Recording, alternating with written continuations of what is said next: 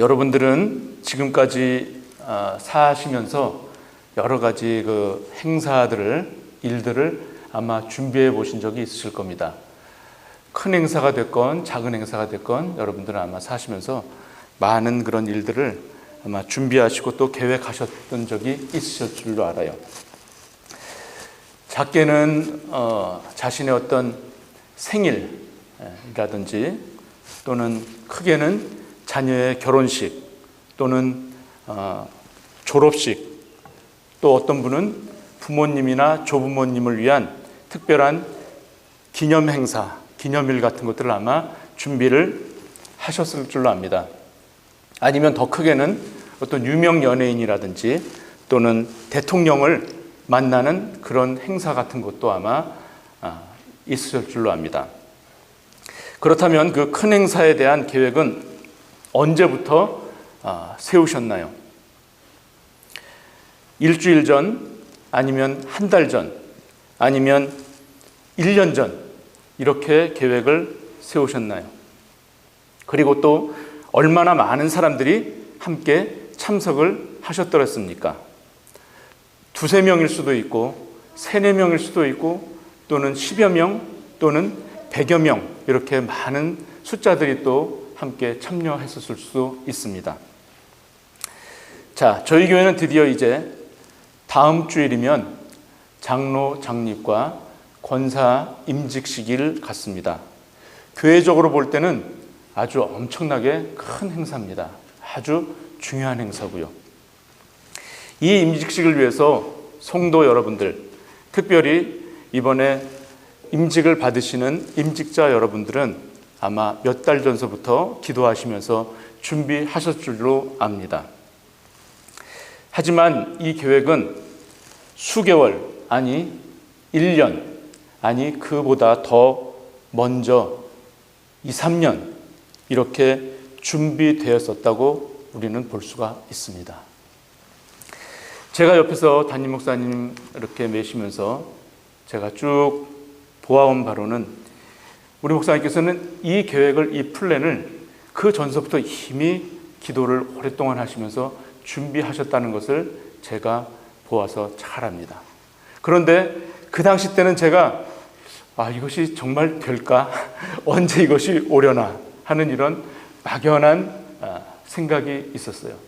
그런데 하나하나 이렇게 준비되어져 가는 과정을 보면서 굉장히 목사님이 철저하게, 그리고 아주 빈틈없이, 차질 없이 준비해 가시는 것을 제가 옆에서 보면서 그렇구나라고 제가 속으로 고개를 여러 번 끄덕이게 되었습니다. 자, 제가 왜 이 말씀을 드리느냐 하면, 헤아릴 수 없는 많은 사람들, 다시 말해서 인류가 시작하고서 지금까지 살다 갔던 사람들, 그리고 지금 살고 있는 저와 또한 많은 세상 사람들, 그리고 또 앞으로 이 지구상에 태어날 모든 사람들, 이 사람들을 통틀어서 이들을 위해서 누군가가 특별한 사건을 4천여 년 전부터 준비를 했다라고 한다면 여러분들은 믿으시겠습니까? 상상이나 갑니까? 이런 모든 사람들을 위한 계획을 누군가가 세웠었다는 것. 자, 이거는 우리가 도저히 우리 인간의 머리로는 상상이 안 가요. 어떻게 이것이 가능한가? 자, 결론부터 말씀드리자면 오늘 저희가 읽은 마태복음 1장의 1절부터 17절은 모든 사람을 위해서 한 아들의 탄생을 위해서 인류의 역사에 끼어드신 사건이 기록되어져 있는 것입니다. 사실 이 말씀에는 하나님께서 인류의 역사에 끼어드셨다라는 이 말씀에는 어폐가 있을 수 있습니다. 하나님께서 인류의 역사에 끼어드신 것이 아니라 창세전부터 하나님께서는 이미 이것을 작정하시고 하나님의 섭리 가운데 인류의 역사를 한치의 오차도 없이 설계하셨고 한치의 틀림도 없이 계획하셨다라는 것입니다. 이것을 믿으십니까? 예수 그리스도가 인류를 구원하시기 위해 이 땅에 오신 것이 이미 창세전에 작정되었다는 것입니다. 그리고 믿음의 조상이라고 불리는 아브라함을 예수님 오시기 2000년 전에 택하셨어요. 그리고 하나님께서는 자신의 아들의 탄생을 위해서 세상을 준비시켜 가시는 그 과정, 그 역사의 흐름이 바로 오늘 마태복음 1장에 나오는 것입니다.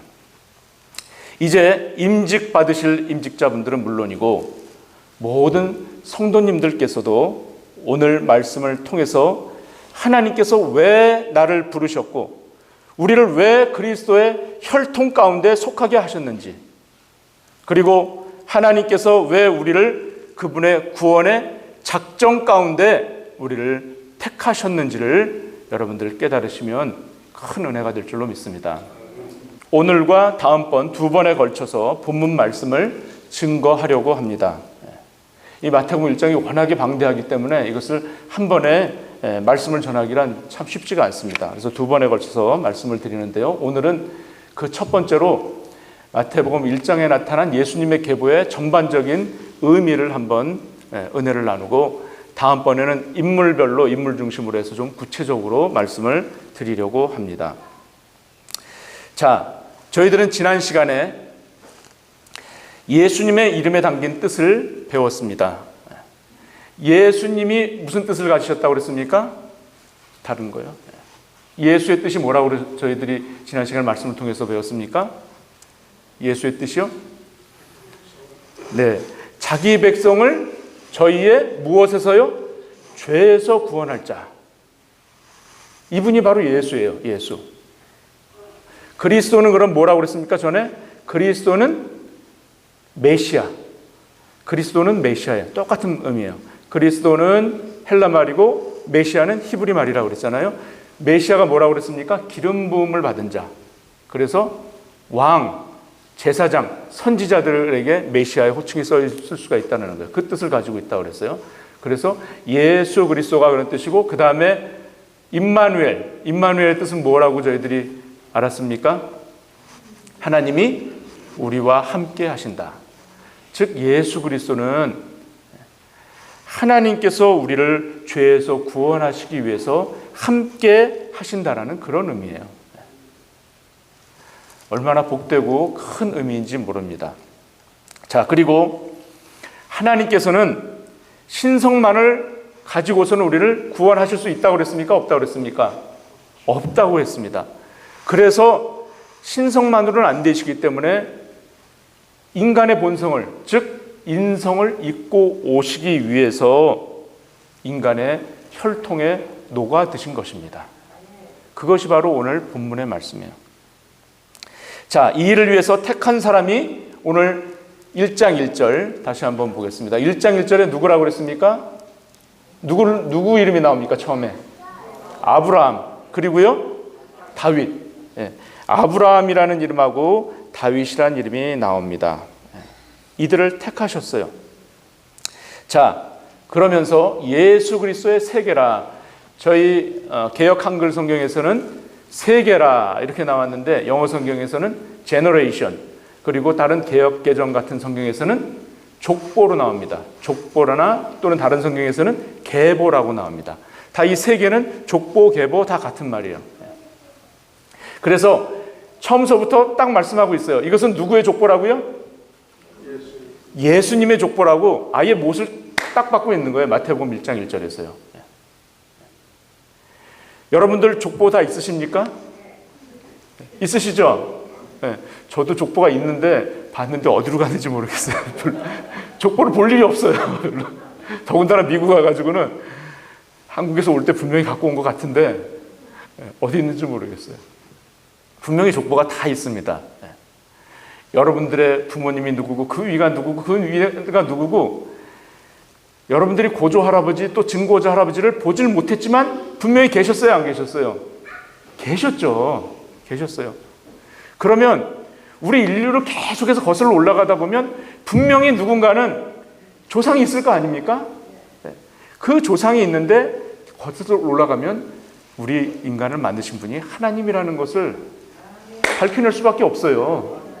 다른 것으로 설명이 될 수가 없는 거예요. 자, 그런데 예수 그리스도의 족보라고 특별히 이렇게 소개를 하고 있습니다. 여기서 우리가 아브라함과 다윗이라는 인물을 잘 기억하시기 바랍니다. 이 두 인물, 아브라함과 다윗은 예수님의 족보를 이해하는 데 있어서 아주 중요한 인물입니다. 자, 여러분들이 아시는 것처럼 이스라엘은 어떤 종교를 가지고 있습니까? 이스라엘이 기독교인가요? 유대교인가요? 유대교죠. 유대교하고 기독교는 공통점이 참 많습니다. 둘 다 팔레스타인 지역에서 시작했어요. 지리적으로는 지중해 바닷가에서 요르단강 유역까지 이르는 지역이에요. 성경에서는 이 지역을 뭐라고 설명을 했습니까? 젖과 꿀이 흐르는 땅이라고 설명을 하고 있어요. 그래서 이름을 뭐라고 그랬습니까? 무슨 땅이요? 가나안 땅. 네. 젖과 꿀이 흐르는 땅이 가나안 땅이래요. 이제 잘 나가다가 또 여기 또 이상한 이름들이 나오니까 또 막 힘들어하실 수도 있는데 일단은 들으시면 됩니다. 가나안 땅이 바로 팔레스타인 지역인데 이곳에서 시작이 됐어요. 유대교나 기독교나 두 종교 모두 또 그리고 여호와 하나님을 믿어요. 근데 유대교는 구약만 믿어. 여기서부터 이제 좀 차이점이 나는 거예요. 저희는 구약과 무엇을 믿습니까? 신약. 두 책을 다 믿습니다, 저희는. 자, 그리고 두 종교 다 하나님의 선택을 받은 종교라고 다들 또 그렇게 믿어요. 선택받은 백성이라고. 그러나 사실 유대교와 기독교에는 아주 큰 차이가 있습니다. 크게 다릅니다. 출발은 같지만 시간이 흐르면서 유대교는 유대인들 자신들만을 위한 종교가 되었어요. 그런데 기독교는 지금 저와 여러분들이 믿는 것처럼 온 세계 모든 사람들이 믿는 종교가 되었답니다. 자, 어떻게 이런 일이 벌어날 수 있을까요? 왜 이런 차이가 벌어졌을까요? 마태복음에 그러한 해답이 담겨져 있습니다. 신약 성경에 처음 등장하는 마태복음은 구약과 신약 시대를 연결해주는 다리와 같은 연결을 해요. 구약의 마지막 책이 말라기인데 말라기 이후에 한 400년 동안은 어떤 정보가 없어요. 예수님 오실 때까지. 공백기로 남아있어요. 그런데 신약으로 넘어오면서 마태복음에서 그 구약과 신약을 연결해 주게 됩니다. 바로 그 연결해 주는 것이 바로 예수 그리스도예요. 자, 마태복음은 예수님의 12제자 가운데 한 사람인 마태라는 사람이 이 책의 저자입니다. 마태의 직업이 뭐였습니까? 네, 마태의 직업은 세리였어요. 세리라는 사람이 예수님 같이 거룩한 분의 이런 이야기를 담을 자격이나 됐겠습니까? 이 얘기는 다음번에 넘기도록 하고요. 자, 이렇게 마태라는 사람이 이 마태복음의 저자인데 이 마태는 자신의 동족인 유대인들을 향해서 쓴 복음이에요. 유대인들을 위한 복음이에요, 마태복음은. 그러면서 특별히 마태복음은 4가지 사실을 강조하고 있습니다. 마태복음이 강조하는 4가지 사상 중에 첫 번째는 예수님은 구약 성경에 약속된 그리스도, 즉 다윗의 후손이다라는 것을 분명히 짚어주고 있어요. 그리고 두 번째, 예수님의 왕되심을 모든 민족에게 전해야 한다. 이것은 마태복음 맨 마지막 장인 28장 18절에서 29절에 나온 그레이트 미션 대사명에 나옵니다. 셋째, 하나님의 백성은 혈통적 유대인이 아니라 예수님을 그리스도라고 믿는 사람들의 족보다. 그거를 말씀하고 있어요. 첫 번째와 세 번째가 오늘 본문에서 나오는 이제 내용이 됩니다. 그리고 네 번째, 하나님 백성의 규범은 예수님의 가르침이다. 율법입니까? 율법이 아니라 예수님의 가르침이에요. 유대인들이 예수님을 인정하지 못하는 가장 큰 이유가 율법에 붙잡혀 있기 때문에 그래요. 율법에서 벗어나질 않으니까 예수님을 부정하는 거예요. 아직도 그들은 예수님을 인정을 안 하고 있어요. 참 안타까운 일이죠. 자, 이 중에서 이제 첫 번째, 예수님은 구약에 약속된 그리스도, 즉 다윗의 후손이라는 것이 강조점입니다. 왜 이것이 중요하냐면 유대인 가운데는 예수님을 그리스도, 즉 메시아로 믿지 않는 사람이 많이 있습니다. 유대인들에게 예수님이 메시아라는 사실을 납득시키려면 바로 두 가지를 증명을 해야 돼요. 바로 그 첫 번째가 바로 예수님이 족보상 다윗의 후손이라는 것, 이것을 증명해 줘야 돼요. 그리고 두 번째, 예수님이 구약성경에 약속된 메시아에 대한 예언을 모두 성취하신 분이다라는 것을 납득시켜야만 됩니다. 그래서 마태는 예수님이 메시아라는 사실을 증명하기 위해서 이 두 가지를 강조를 하고 있는 것입니다. 마태는 오늘 본문 1장 1절에서 1장 1절 다시 한번 보여주시고요. 족보를 통해서 예수님이 다윗의 후손이라는 것을 명백하게 밝히고 있습니다. 다 같이 한번 1장 1절 읽습니다. 시작. 아브라함과 다윗의 자손 예수 그리스도의 세계라. 예수 그리스도의 족보라. 자, 저희가 여기서 눈여겨보아야 할 것이 또 있습니다. 1절에서 5절까지가 아브라함부터 다윗 전까지의 족보인데 14대를 설명하고 있어요. 14대가 나와요. 그리고 그 다음 6절부터 넘겨주세요. 6절부터 11절까지는 다윗이 등장해요. 다윗부터 유대민족이 바벨론으로 포로로 끌려가기 전까지인데 또 이것도 14대예요. 그 다음 넘겨주세요. 그리고 12절부터 16절까지인데 포로 시절, 바벨론 포로 끌려간 다음부터 예수님까지의 족보가 나오는데 이것이 또 몇 대예요? 14대입니다. 넘겨줘 보세요. 자, 14대요. 희한하죠? 마태가 이렇게 한 데는 분명한 의도한 바가 있을 거예요. 분명한 의도가 있어요. 17절에서 보는 것처럼 아브라함부터 다윗까지 14대, 다윗부터 바벨론 포로 전까지 14대, 마지막으로 포로 생활부터 그리스도까지 14대. 이렇게 예수님의 족보를 마태는 아브라함부터 예수님까지 3등분을 시켰어요. 3등분. 그 한 묶음의 시기를 14대의 족보를 저희들은 1기, 2기, 3기 그렇게 나누어서 부르기도 합니다. 자, 14대, 14라는 숫자는 어떤 숫자입니까? 여러분들이 잘 아시듯이 완전수 7이라는 숫자의 2배죠. 더블이에요. 그리고 3이라는 숫자는 3도 역시 완전한 수를 가르치죠. 이것은 확증한다라는 것을 말씀하고 있습니다. 확실하게 증거하는 거예요. 증명하는 거예요. 그래서 예수님께서 하나님이 예언하신 그 모든 것들을 이루기 위해서 오셨다라는 것을 확증하기 위해서 썼다라는 것을 강조하는 것입니다. 자, 이것을 통해서 우리는 아브라함과 다윗의 자손, 이 계보를 통해서 예수님, 즉 메시아가 오셨다는 사실을 분명히 인식해야 합니다. 그렇다면 예수 그리스도가 오신 이후의 족보는 과연 어떻게 되었을까요? 그 다음의 족보는 나오지는 않아요. 그런데 그것이 저와 여러분들에게서는 아주 중요합니다. 예수님의 족보가 계속 써내려 갔을까요? 안 써내려 갔을까요? 이렇게 족보상에서는 기록이 되어 있지는 않죠. 그러나 예수님의 족보는 성경 전체를 통해서 흐르고 있고 지금도 이 자리에서 흐르고 있는 줄로 믿습니다. 오늘 본문에서 가장 많이 나왔던 단어가 어떤 단어입니까? 앞쪽으로 쭉 한번 보여주세요. 낳고. 본문에서 낳은이라 그리고 낳았으니라는 단어까지 포함을 해가지고 총 제가 세어봤어요. 38번이 기록이 되어 있습니다. 누가 누구를 낳고 누구를 낳고. 자, 여러분, 복음이란 바로 이거예요. 낳는 거예요. 복음은 생명을 잉태하는 게 복음이에요. 생명을 낳고 해산하고 생명을 계속해서 이어가는 것이 복음인 줄 믿으시기 바랍니다.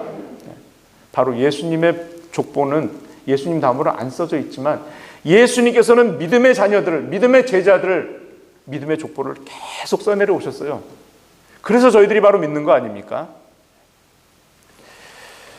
자, 마태복음 1장에 이런 큰 의미가, 이런 축복의 말씀이 담겨져 있는 것입니다. 족보 얘기는 창세기에도 나오고 또 누가복음 3장에도 나옵니다. 창세기에는 특별히 이제 나중에 누가복음 족보하고도 비교해 보시는 것도 재밌지만 창세기 족보는 창세기 3장에 나오는데, 아니 5장에 나오는데, 거기에서는 낳고보다는 어떤 표현이 써져 있는 줄 아시죠? 죽었더라, 죽었더라, 죽었더라. 그것이 반복이 됩니다. 8번이나 반복이 돼요. 창세기에는 아담 족보부터 노아까지의 족보가 쭉 나오는데 죽었더라, 낳았는데 죽었더라, 죽었더라 이래요. 자, 성경에서 가장 오래 산 인물이 누구로 나옵니까? 무드셀라죠. 무드셀라인데 무드셀라가 몇 살을 살았습니까? 예? 969세. 예. 969세를 살았어요. 무드셀라가. 거짓말이 아니에요. 성경에 나와요. 그런데 그렇게 오래 향수한 무드셀라도 나중에 어떻다고 나오냐? 죽었더라로 나와요. 죽었더라고. 그러나 오늘 마태복음에 나타난 예수님의 족보는 죽었더라는 표현을 한마디도 안 씁니다. 예수님의 족보에 편입되면 낳고로 되는 줄로 믿으시기 바랍니다. 생명이 잉태되고 또 생명이 계속해서 이어져 간다는 것을 아주 강조하고 있는 거예요. 이것이 복음이라는 겁니다. 오늘 마태복음 1장에 예수님의 족보가 우리를 깨닫게 하는 것이 무엇입니까? 하나님의 은혜로 예수 그리스도의 족보에, 믿음의 족보에 편입된 저와 여러분들 역시 계속해서 이 복음의 이야기를 이어나가야 된다는 것입니다. 여러분을 통해서 믿음의 후손들이 계속해서 낳고 나아지고 계속해서 생명이 잉태되는 역사가 있으시기를 간절히 축원드립니다. 죽고 없어지는 그러한 것이 아니라 저와 여러분 가운데, 우리 교회 가운데 예수 그리스도의 복음이, 예수 그리스도의 생명이 계속해서 잉태되는 그러한 해산이 이어갈 줄로 믿습니다. 예수 믿는 것은 죽음을 바라보는 것이 아닙니다. 우리의 생명이 죽으면 그냥 없어지는 것이 아니에요. 우리의 육신은, 우리의 물질적인 것은 없어질지라도 우리의 영혼은 영원히 존재한다는 것. 어디서요? 주님께서 예비하신 영원한 천국에서 여러분들이 영원히 거하실 줄로 믿으시기 바랍니다. 이것이 바로 예수님의 족보에 포함된 그러한 가장 큰 은혜인 것입니다. 여러분들은 이제 믿음의 눈으로 볼 때 우리는 이것에 대해서 하나님께서 우리 교회를 향하신 하나님의 놀라운 생명의 계보, 예수님의 계보를 믿음의 눈으로 바라보시기 바랍니다. 세상의 역사 속에 도도히 흐르는 하나님의 통치하심 속에 여러분들이 믿음의 가문으로 예수님의 혈통 가운데 속해 있다는 것은 굉장히 큰 영광이고 또한 자랑할 만한 일인 것입니다. 자, 이제 우리 모든 성도님들, 특별히 임직을 앞두고 계시는 중직자분들께서는 마음의 각오가 남다르실 줄로 압니다. 하나님께서 우리를 자녀 삼으시고 믿음의 족보에 편입시켜 주셨다는 사실에 감사하시기 바랍니다. 그리고 예수 그리스도의 복음을 잉태하여서 믿음의 자녀들을, 예수님의 제자들을 많이 낳아서 주님께 영광 돌리고 또한 주님을 기쁘시게 해드리는 저와 여러분들의 삶이 되시기를 간절히 축원드립니다.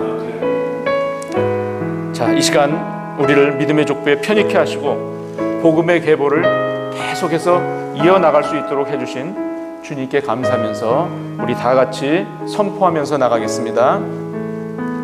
네, 다 같이 하십니다. 시작. 예수님은 나의 하나님, 예수님은 나의 구원자, 예수님은 나의 삶의 주인. 아멘. 기도하십니다.